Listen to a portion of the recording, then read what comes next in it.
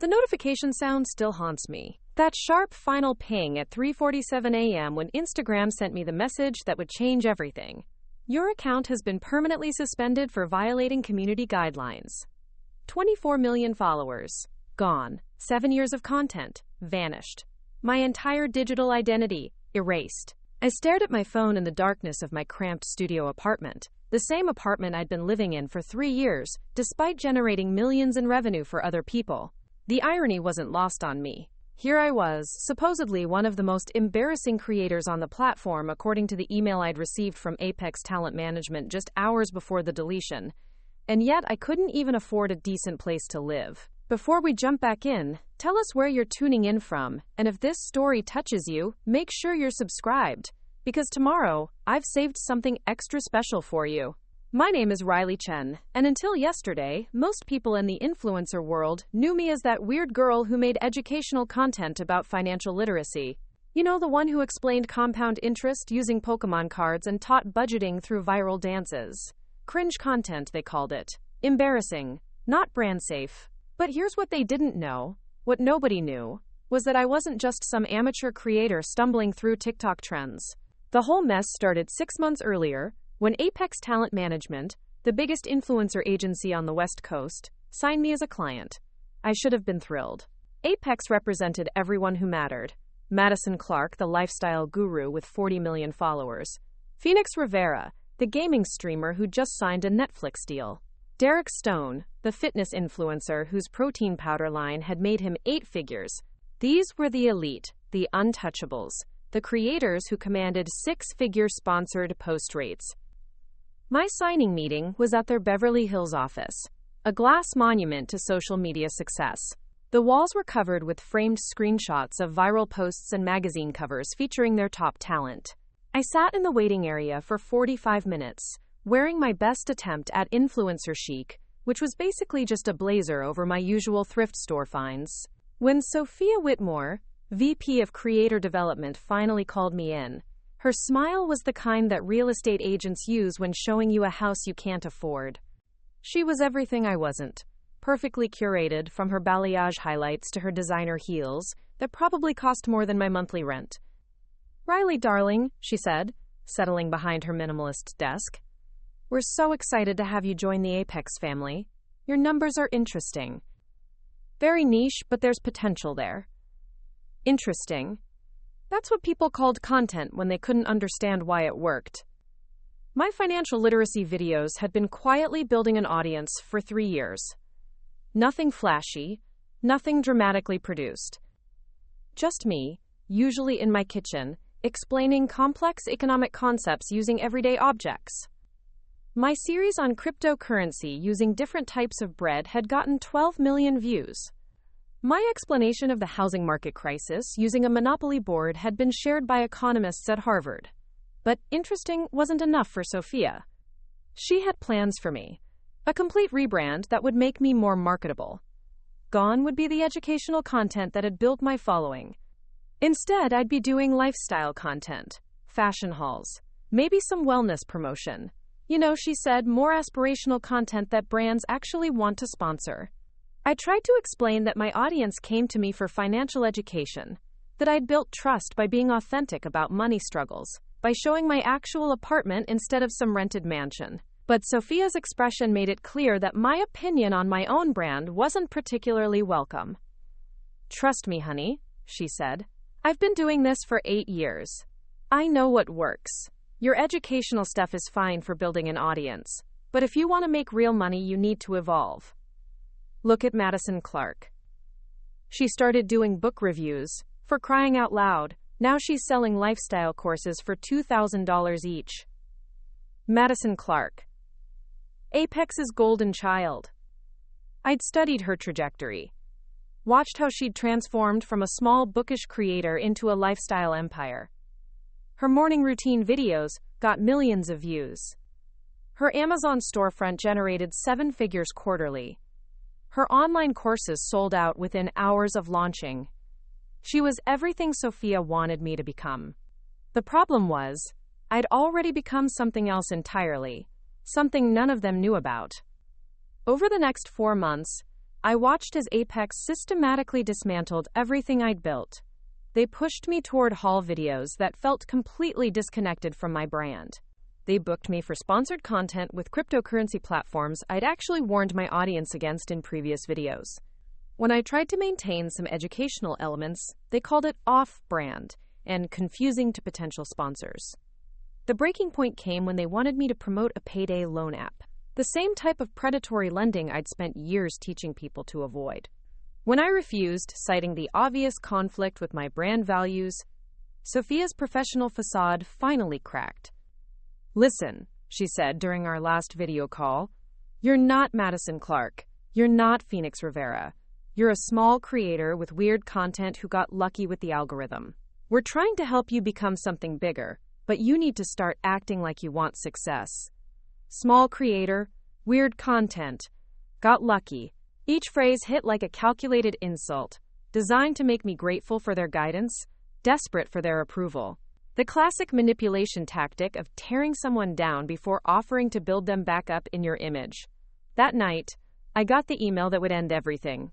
It was from Sophia's assistant, Jessica, sent at 11:43 p.m. because apparently, my career destruction couldn't wait until business hours.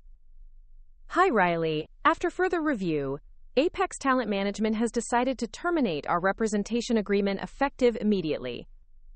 While we appreciate your passion for educational content, we feel your brand, aesthetic, and content direction are not aligned with our agency's vision for scalable influencer partnerships. Your recent resistance to strategic pivots has made it clear that you're not ready for the level of brand evolution necessary to compete in today's marketplace. We wish you the best in your future endeavors, but please note that per your contract, you cannot work with any competing agencies for the next 18 months. Best regards, Jessica Torres, assistant to Sophia Whitmore. 18 months. A lifetime in internet years. Long enough for the algorithm to forget me, for my audience to move on, for whatever momentum I'd built to completely disappear. And the language was so carefully crafted, so professional, that it almost masked the personal vindictiveness behind it. Almost. But the real knife twist came in the group chat I wasn't supposed to see. Phoenix Rivera, apparently feeling chatty after a few drinks, had screenshot a conversation from Apex's internal Slack and posted it in a group chat with other creators. The screenshot showed Sophia discussing my termination with other agency executives. "Riley Chen situation resolved," Sophia had written. Girl thought she was smarter than everyone else, wouldn't listen to basic brand guidance. Her educational content was honestly embarrassing anyway. Who wants to watch someone explain economics in their kitchen? Not exactly aspirational. Madison's worried about association damage, so we're going to quietly distance all our top talent from the educational niche entirely. It's not scalable, and frankly beneath our brand standards. Embarrassing, there was that word again. The same word that would appear in Instagram's justification for deleting my account 12 hours later. Quite a coincidence. I spent that night staring at my phone, watching my carefully built world crumble in real time. My DMs filled with messages from other creators offering sympathy, advice, connections to smaller agencies that might take me on. Everyone assumed I was finished, that losing Apex and my main platform meant starting over from zero. What they didn't understand, what none of them had bothered to investigate, was that Riley Chen, the embarrassing educational creator, was just the visible tip of a much larger iceberg. For the past 4 years, while building my personal brand, I'd also been quietly building something else entirely. Something that would make Sophia Whitmore's power play look like a child's tantrum. But I'm getting ahead of myself. First, let me tell you about the phone call that came exactly 18 hours after my account disappeared. The call that would give me everything I needed to show them exactly how embarrassing underestimating me could be. The call came from Marcus Rodriguez at 9:15 p.m. while I was sitting in my kitchen. The same kitchen Sophia had called embarrassing, eating takeout Chinese food and planning my next move. The number wasn't saved in my contacts, but I recognized the area code. Los Angeles. Agency territory. Riley Chen? The voice was smooth, professional, with just enough urgency to suggest this wasn't a social call. Speaking. This is Marcus Rodriguez from Pinnacle Brand Solutions. I represent several major corporations in the financial services sector. I understand you've recently become available for new partnerships. Available? That was one way to put it. I'm listening. My clients are very interested in working with you directly. Educational content creators with authentic voices are incredibly valuable right now, especially those who aren't tied to traditional agency structures. Would you be open to discussing some immediate opportunities? The timing was suspicious. Financial services companies didn't usually call independent creators at 9 p.m. on a Tuesday, especially creators who'd just lost their platform. But I'd learned long ago that suspicious timing often meant someone had been watching, waiting for the right moment to make their move. What kind of opportunities? The kind that pay mid-six figures for a single campaign. The kind that don't require you to compromise your educational mission. My clients specifically want the Riley Chen who explained mortgage rates using Lego houses, not some watered-down lifestyle version. I set down my chopsticks. Marcus had done his homework. The Lego mortgage video was from 2 years ago, before Apex, before the platform grew beyond my wildest expectations. It had only gotten 3 million views, tiny by current standards, but it had been pure education. No sponsorships, no product placements, just me genuinely trying to help people understand how home loans worked. Who are your clients? Credit unions, community banks, financial literacy nonprofits. Organizations that actually align with your content mission instead of fighting against it. They've been watching your work for years, Riley. They know what you're really capable of. What I was really capable of. If only he knew. I'm interested, I said carefully.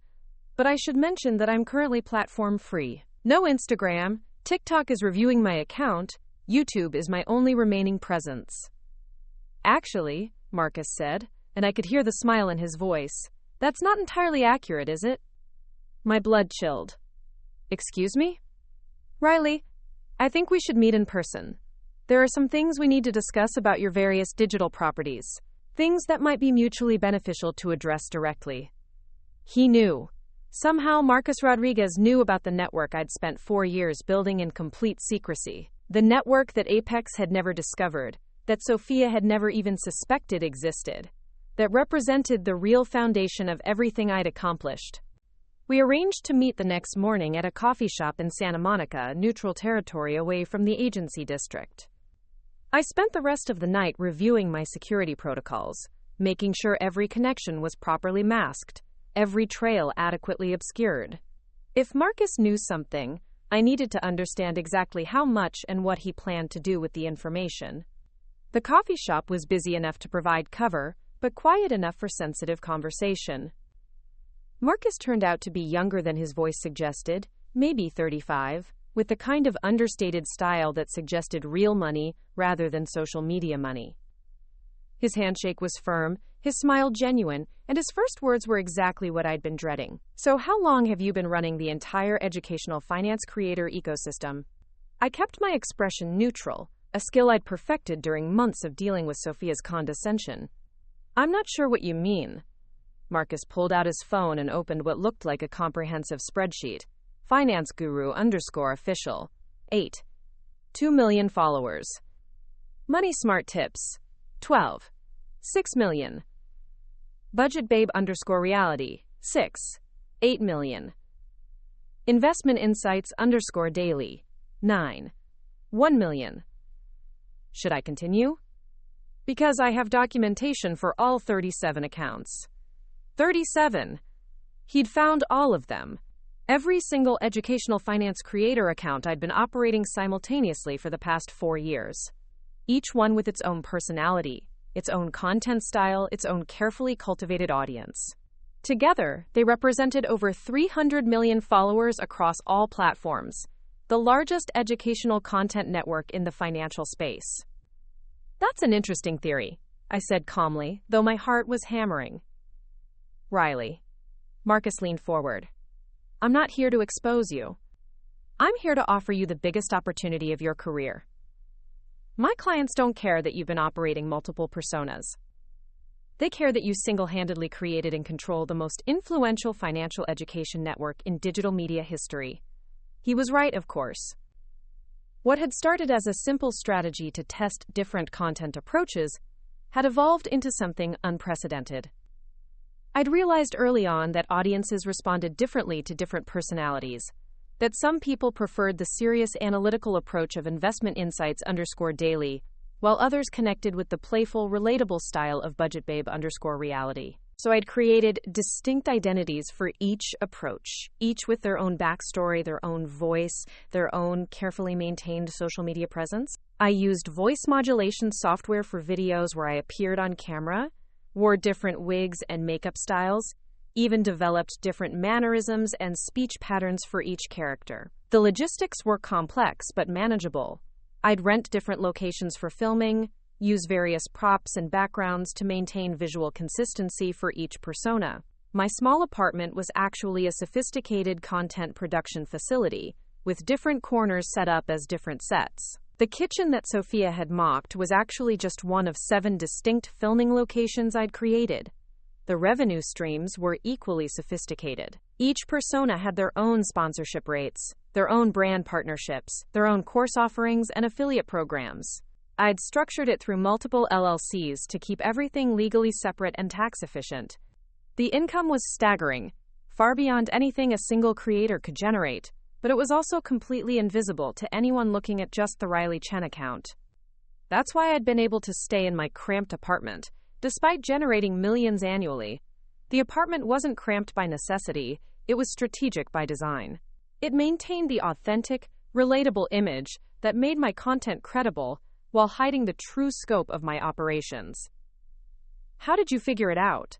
I asked finally. Marcus smiled. "Content analysis algorithms." Preparing and narrating this story took us a lot of time, so if you are enjoying it, subscribe to our channel, it means a lot to us.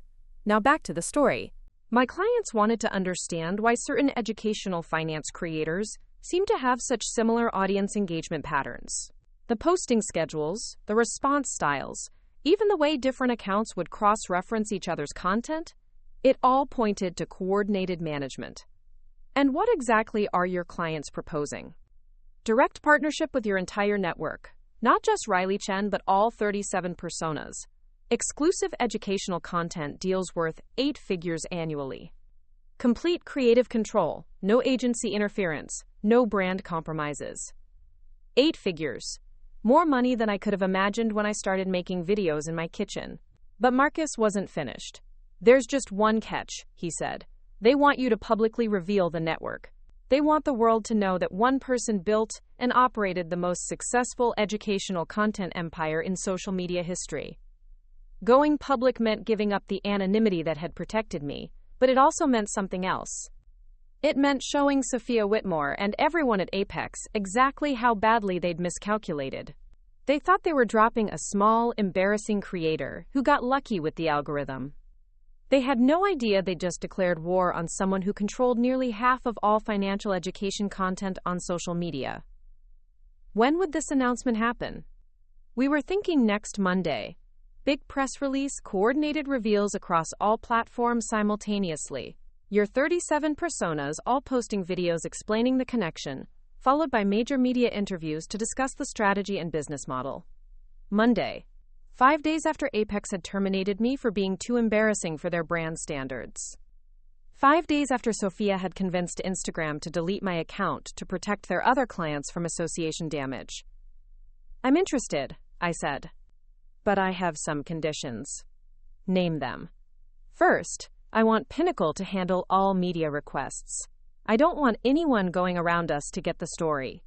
Second, I want complete editorial control over how this is presented. This isn't about deception, it's about business strategy and market innovation." Done. What else? I smiled, thinking about Sophia's Slack message calling my content embarrassing and not scalable. "I want the announcement to specifically highlight the revenue numbers, all of them. I want everyone to understand exactly how profitable embarrassing educational content can be." Marcus nodded. "My clients would love that. It validates their investment thesis completely. Anything else?" "Just one more thing. I want a comprehensive breakdown of which creators and agencies currently dominate lifestyle and fashion content, the supposedly quote aspirational niches that everyone says are more valuable than education. Planning some competition analysis?" I thought about Madison Clark's morning routine videos, Phoenix Rivera's gaming streams, Derek Stone's protein powder empire. All of them represented by Apex, all of them supposedly operating in more valuable, more scalable niches than my embarrassing educational content. Something like that, I said. I want to understand the landscape before we make our move. As we shook hands and parted ways, I felt something I hadn't experienced in months. Not anger at Sophia's betrayal, not frustration at the system that had dismissed me, but pure anticipation. They'd wanted me to disappear quietly, to fade into irrelevance while they continued building their empire of shallow, aspirational content. Instead, I was about to show them what real influence looked like. What happened when you underestimated someone who'd spent 4 years quietly building something unprecedented while you were busy chasing trends and counting followers? The war wasn't starting Monday when we made the announcement. The war had started the moment Sophia decided I was too embarrassing for her brand. She just didn't know it yet. Monday morning arrived with the kind of precision I'd orchestrated, but never witnessed from the receiving end. At exactly 9 a.m. Pacific, 37 different social media accounts posted simultaneously across every major platform. Each video began the same way. "Hi everyone, I have something important to tell you about who I really am." I watched from my kitchen, the same kitchen Sophia had dismissed as unprofessional, as my carefully constructed digital empire revealed itself to the world. Finance guru _official removed her signature glasses and straightened her posture, transforming into someone recognizably me. Money Smart Tips pulled off the blonde wig that had been part of her brand for 3 years. Budget Babe _reality turned her ring light to full brightness, letting the audience see past the careful shadowing that had hidden her real features. One by one, each persona dissolved to reveal the same person. Me, Riley Chen, the embarrassing creator who wasn't supposed to be scalable. My phone started buzzing at 9:03 a.m. and didn't stop for the next 6 hours. The first call was from TechCrunch, then the Wall Street Journal, then Bloomberg. Marcus had been right about the media interest. The story was unprecedented. One person had built and operated the largest educational content network in social media history, generating over $40 million annually, while everyone thought she was just another small creator. The numbers told the real story. Collectively, my 37 personas had 312 million followers, generated 2.8 billion monthly video views, and had created financial literacy content that had been shared by the Federal Reserve, cited in congressional hearings, and translated into 14 languages by international economics programs. But the most satisfying part wasn't the media attention or the validation of my business model. It was watching the real-time collapse of everything Sophia had built at Apex Talent Management. At 10:47 a.m., Madison Clark posted a panicked Instagram story asking her audience if they knew about this Riley Chen situation and whether her own financial advice videos might be, quote, affected somehow. The desperation was visible even through her usual polished facade. She'd built her lifestyle empire partly by positioning herself as financially savvy, but now everyone could see that the real financial education had been coming from someone else entirely. By noon, 3 major brands had pulled their sponsorship deals with Apex clients, citing concerns about authenticity and expertise transparency. The lifestyle and fashion creators that Sophia had claimed were more valuable than educational content suddenly found themselves defending why their morning routine videos deserve the same sponsorship rates as comprehensive financial literacy curricula. Phoenix Rivera tried to distance himself from the situation by posting a gaming stream where he casually mentioned that he'd, quote, always known something was up with the education space. Unfortunately for Phoenix, I had screenshots of direct messages from 2 months earlier, where he'd asked Budget Babe _reality for advice on negotiating his Netflix deal, not knowing he was actually asking me. The most dramatic moment came at 2:15 p.m., when Sophia finally called me directly. I had been expecting it, had even prepared what I wanted to say, but her opening words still caught me off guard. "You destroyed us," she said without preamble. "Do you understand what you've done?" "I revealed my business model," I replied calmly. "The same business model you called embarrassing and not scalable. You lied to everyone. You manipulated the entire industry. Those personas were fake. The personas were marketing strategies. The education was real. The value was real. The results speak for themselves. I could hear papers shuffling in the background, probably press reports or client termination letters. Apex is losing clients by the hour. Madison's morning routine series has been exposed as financially illiterate fluff. Derek's protein powder company is being investigated for the health claims we helped him make. Phoenix's Netflix deal is under review. Sounds like market correction to me, I said. Borrowing language from my investment insights underscored daily persona. When artificial inflation meets actual value, prices adjust accordingly. This was coordinated. Planned. You've been planning this revenge for months. I've been planning for success for years. You just happened to position yourself as an obstacle. The silence stretched long enough that I wondered if she'd hung up. Finally, she spoke again, her voice smaller than I'd ever heard it. What do you want, Riley? Money? An apology? We can work something out. I don't want anything from you, Sophia. I already have everything I need. The 18-month non-compete. We can void it. You can work with any agency you want. I almost laughed. I don't need agencies anymore. As of this morning, I'm the largest independent creator network in the financial education space. Pinnacle is handling my partnerships directly with Fortune 500 companies. The same companies that are now questioning why they were paying premium rates for lifestyle content when educational content demonstrates measurably better ROI. ROI, she repeated bitterly. Everything comes back to your damn financial metrics. Everything in business should. That's what I've been teaching people for 4 years while you were chasing vanity metrics and aspirational aesthetics. After she hung up, I spent the rest of the day fielding interview requests and partnership offers. Harvard Business School wanted to do a case study on network persona management. Stanford's Graduate School of Business invited me to speak on digital entrepreneurship. 3 different publishers offered book deals for what they were calling the most innovative business strategy in social media history. By evening, the industry publication Adweek had published a comprehensive breakdown of what they called the Riley Chen effect. The numbers were staggering. In a single day, educational content engagement had increased by 340% across all platforms. Financial literacy course sales had jumped 1,200%. Industry-wide. Traditional lifestyle and fashion content engagement had dropped by 60% as audiences migrated toward creators who demonstrated actual expertise. The article quoted a brand executive from a major financial services company. We've been chasing influencer partnerships for years, trying to reach younger demographics through lifestyle content. Riley Chen proved that audiences want education, not aspiration. Her network generated more qualified leads in 1 quarter than our entire lifestyle influencer portfolio combined. That weekend, I moved out of my strategic small apartment and into a penthouse office space in downtown Los Angeles. Not because I needed to prove anything, but because the network had grown beyond what I could manage from a kitchen table. I hired a team of 12 people, all specialists in different aspects of financial education content creation. The space became the headquarters for Chen Educational Networks, the formal corporate structure for what had been my solo operation.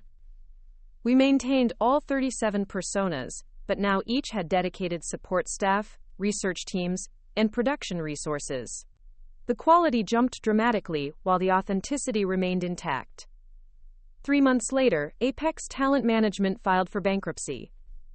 The agency that had once dominated the influencer space couldn't survive the market shift toward expertise-based content.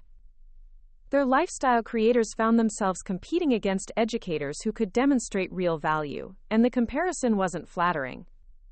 Madison Clark pivoted to promoting financial literacy courses, but her lack of genuine expertise was obvious to audiences who'd grown accustomed to sophisticated analysis. Her follower count dropped by 70% within 6 months. Phoenix Rivera tried launching an educational gaming channel focused on financial concepts, but his content felt forced and derivative. Derek Stone's protein powder company collapsed entirely when regulators found that the health claims I'd refused to promote were indeed fraudulent. Sophia found work as a social media coordinator for a small marketing firm in Phoenix. According to my industry contacts, she specializes in managing accounts for local restaurants and small retail businesses.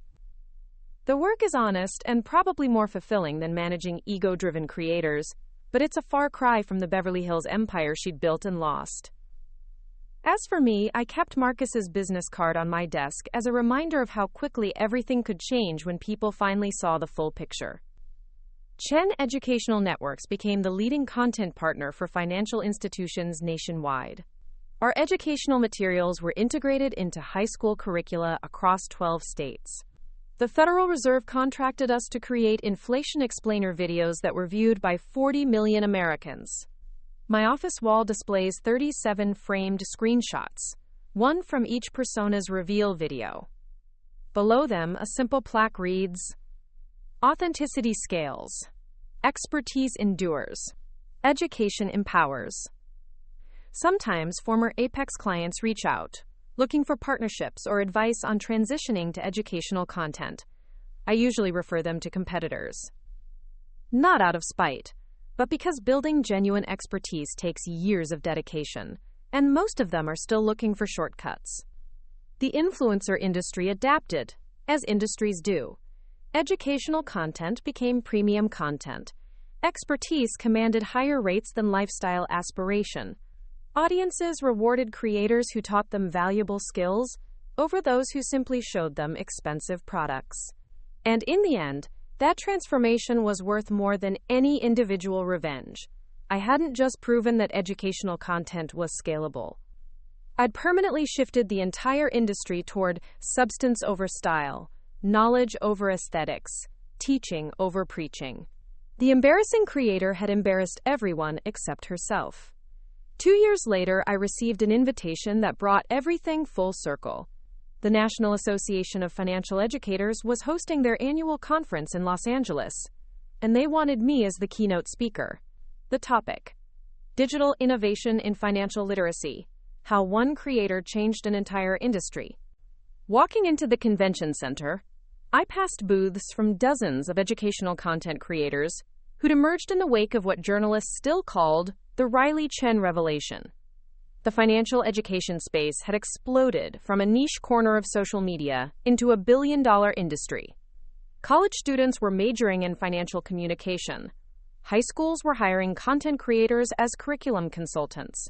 The Federal Reserve had an entire division dedicated to social media educational outreach.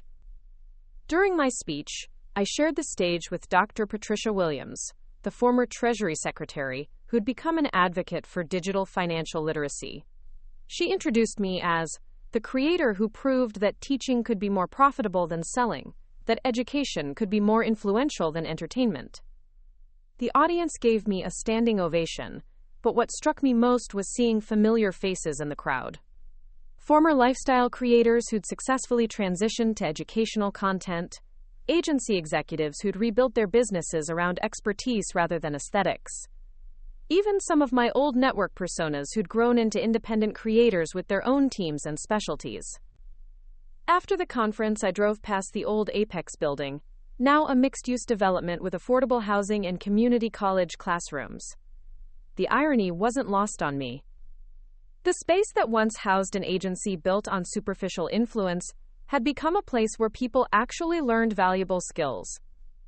My phone buzzed with a text from Marcus, now the CEO of Pinnacle Educational Media, the company that had grown from our initial partnership. Saw your speech online. Still changing the world, one video at a time. That evening, sitting in my home office overlooking the city, I reflected on how different my life looked compared to that night 2 years ago, when my Instagram account disappeared. The scared, frustrated creator, who'd built her empire in secret, had become someone who operated entirely in the open, whose success was measured not just in revenue, but in the millions of people who'd gained financial literacy through her content. The best part wasn't the money, though there was plenty of that. It wasn't the recognition, though that felt good after years of being dismissed. It was the emails from viewers who'd bought their first homes using knowledge from my videos, who'd started businesses using frameworks I'd taught, who'd avoided financial scams because they understood the warning signs I'd explained. Those messages reminded me why I'd started creating content in my tiny kitchen, before the personas and the networks and the corporate partnerships. I'd wanted to help people understand money because financial literacy was power, and power shouldn't be reserved for people who could afford expensive advisors. In the end, that mission had scaled beyond anything Sophia could have imagined, had generated more influence than Madison's lifestyle empire ever achieved, had created more lasting value than all of Apex's superficial content combined. The embarrassing creator had built something that would outlast every trend, every algorithm change, every industry shift. She'd built something that actually mattered. Up next, you've got 2 more standout stories right on your screen. If this one hit the mark, you won't want to pass these up. Just click and check them out.